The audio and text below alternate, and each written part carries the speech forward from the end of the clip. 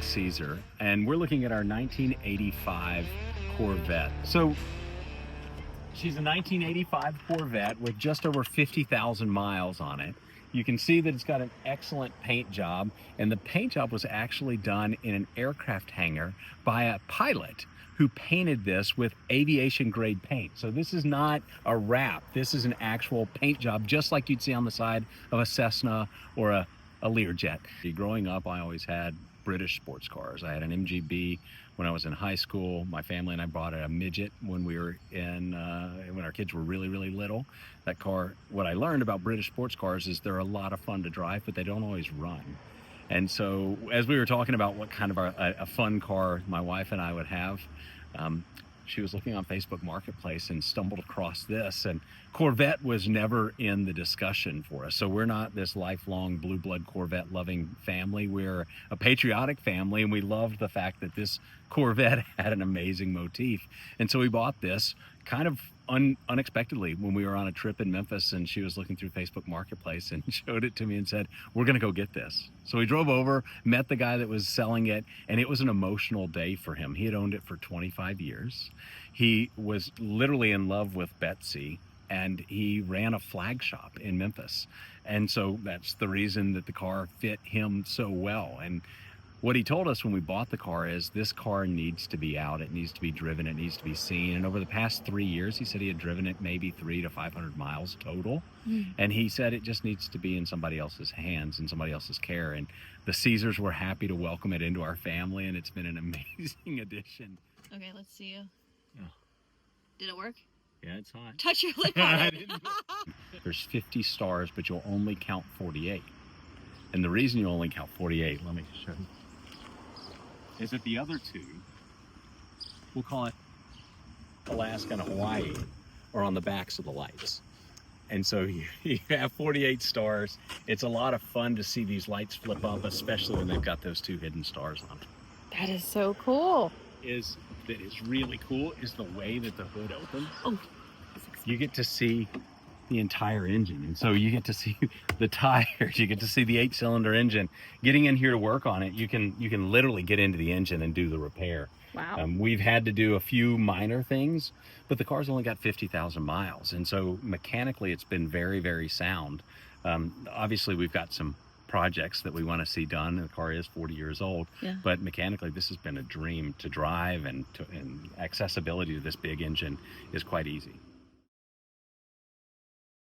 Like when the C4 Corvette was built, it was built to be a race car. They almost had to, this is secondhand information, but they almost had to outlaw them on tracks because they were outperforming some of the track cars, because the engines were so well tuned, and because they sit so low and they have such a smart aerodynamic profile.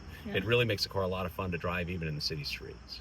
This version is called a 4+3 transmission, so it's a 4-speed manual, and you can switch on and overdrive, which is really, really interesting, because I've driven historically either a 4-speed, a 5-speed, or even now some of the higher end cars have a 6-speed. This one, there's a switch that makes you get those extra overdrive gears, which is kind of fun. So what's cool about the wheels is not the tires, but the rims itself. And obviously the person who bought this car and who painted it had a great level of respect for the flag. The person who bought it was a pilot originally, so there's been 2 owners prior to us. There was a pilot who did the paint job, and then the flag shop owner who bought it from the pilot after the paint job was on there. But when the flag shop owner sold it to me, he said, yeah, some people have put new rims on there, but I really like the stock rims, because to me, the flag shop owner, Jeff speaking, they look kind of like a flagpole. Almost this brushed aluminum, and then as it kind of turns, it almost looks like you're looking kind of in the bottom end of a flagpole. And if you don't know the story, you would never connect the two, but that was part of the reason that Jeff was so connected to this car, and it makes me feel proud to carry it on and continue to drive it and get it out and get people to see it. Cool. We're still learning about this car, right? Like that's what's made it so fun. We've just had it a few weeks. I mean, you reached out to me because you heard that there was a Corvette that was actually, I think you said an SS. So we live in the same neighborhood, and I saw you driving by, and I went on our Facebook page, and I'm like, who is this? I need to talk to him. And I was like, oh no, was I driving too fast? Like, did you run over somebody? So one thing we were really worried about, like I was saying earlier, getting into the car and working on the car is great. And you worry about it being pivoted up here like this, it's going to fall on your head and slam you. But there is a safety brake here. So you have to lift the HUD just a little bit to kind of let that knee go out. And then you just drop it down. She's shut. Now you'll notice here, I think the previous owner had a little bit too much fun with it and it got cracked. But you'll notice there is vinyl, because the original T-top is just tinted like plastic. And if you don't have these vinyl black, this is just a vinyl black solid strip. If you don't, it'll burn the top of your head. Oh my So these are here to provide you in the sun a little bit of shade so that you're not just running around, you know, if you don't want your head exposed.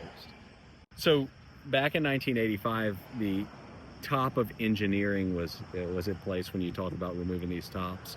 So here's the tool. It's essentially a sprocket on one end here, same sprocket on the other end, and based on which screw you're going to remove, there's 4 screws, one on each front and then one on each back, and you remove those and then the top will go in the back.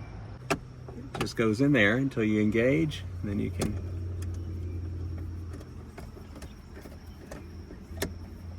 just twist it. And I'm sure there's a process for this that I'm not perfecting. Unscrew this, and one thing I think you want to do, it's important, is you don't lose this. Yes. So you put this in its special keeper spot. All right, so to get it off, with one person, it's a little bit of an exercise. I'm not sure that I did that right, but and then the top fits in back here, and then there, locks it in. Then you just close the back. Now you're ready to go in T-top style. Well, super cool. Probably the most noticeable thing in the interior is the bread box, which is this thing right here. For people who are driving cars in 2025, you would assume this is an airbag, and it's not. It's just a soft, cushy piece here, I suppose, made for comfort for the passenger. Yeah. The window controls are here in the center, which is a little bit interesting and different. I spoke earlier about the overdrive component. This is a 4+3, and you'll see it was quite the engineering marvel here in '85 when this car was built, that the 3 additional overdrive gears. You can turn overdrive on and off here. So you're in 4th gear, which is essentially 7th, and you can switch it off and you drop back down to 4th. Now, overdrive just means like when you're on a highway, maybe it runs smoother? Yeah, it gives you an additional gear, basically. So think about it like when you're riding a bicycle. If you're in a really low gear starting off, it's easy to go. Once you get a little bit of speed, having those additional gears gives you, it works the engine less, allows your RPMs to come down, allows you to really, really go faster. What does this sound like when you're driving it and you put it in overdrive? It sounds like you've shifted from 3rd gear into 4th gear. Nice. If that makes sense. Yeah, but you're not, which is crazy because you're driving a manual car. Yeah. And it sounds like you've just shifted the gears, but you don't. Again, inside, staying with the interior, there are these fancy cup holders that would not hold a cup like what we use today. Wow. I suppose maybe a Coke can would fit there. Yeah, maybe As we showed you earlier, it has this working cigarette lighter and a cigarette tray that was used. But oddly enough, the car doesn't have a smoke smell in it, even though obviously somebody did smoke in the car. Yeah. One other thing that's interesting, so we talked a little bit about the transmission, and the shifting pattern is 1, 2, 3, 4, which is fairly typical. Reverse is 2U and up. But to get into reverse, you have to lift this and then go over and up. So that's where you get into reverse. It keeps you from, I suppose you'll watch this drop when I come out. So now I can go into first, but I can't make it over to that reverse gear unless I lift that up. So that's kind of a cool feature that especially new drivers may not pick up on. I would never know that. Did they have to tell you this? Yeah. Yeah. Did you just break it? I might have. In addition to that, probably the top of technological advances in the 1980s you had a power seat. So I'm able to move my seat forward and backwards, up and down, and bring the legs up and bring the back Listen to up. that. All here from the center console, which is great. You also have a telescoping steering wheel. So the steering wheel can go out and back. And of course, it can go up and down. Very cool. Which, is something that we probably take quite for granted in a car, today, but in the 80s, this was quite an interesting thing. Yeah, when she comes to life, you can actually see your oil temp or your oil pressure right here on the instrument panel, as well as my coolant temp or the number of volts that my battery has. Yeah, and at night it's even cooler because the screen it's dimly lit. Yeah. But it has a futuristic-y look to it, even though it's very retro. I guess it wasn't retro when it was made. It was first run. Yeah. But you get, you can either choose your English or your metric. So this car was made essentially this car was made for somebody that really wanted to drive a car, have a track-capable car, but be able to take it around town as well. When the windshield wiper controls, I don't know why they didn't put them on the car, but they're over here on the side. So if you want to turn them on, you just slide the switch up.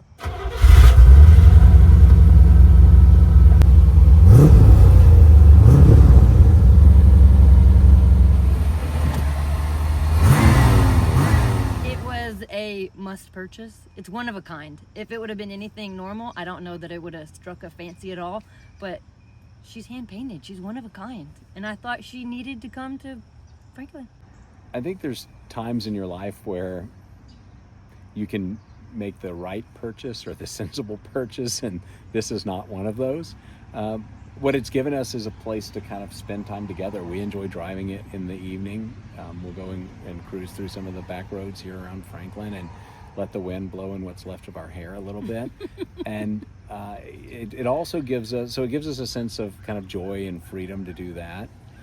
It also gives us it gives me a great deal of pride when you pull up to a gas station and the 18-year-old kid that gets out of his car says, "Hey, can I take a picture of your car?" And you're like, "Of course you can." It makes me proud that Betsy is not sitting in Jeff's garage anymore, that it's out being seen by people who care about it and they're impressed with the look of the car and the sound of the car. And it's been a lot of fun. It's been a real blessing for us and given us a great sense of pride, not only in the American flag, but in being here in Franklin. We love this city, and we're glad that we can share Betsy, hopefully, in more public ways here soon. The Veterans Day Parade for sure.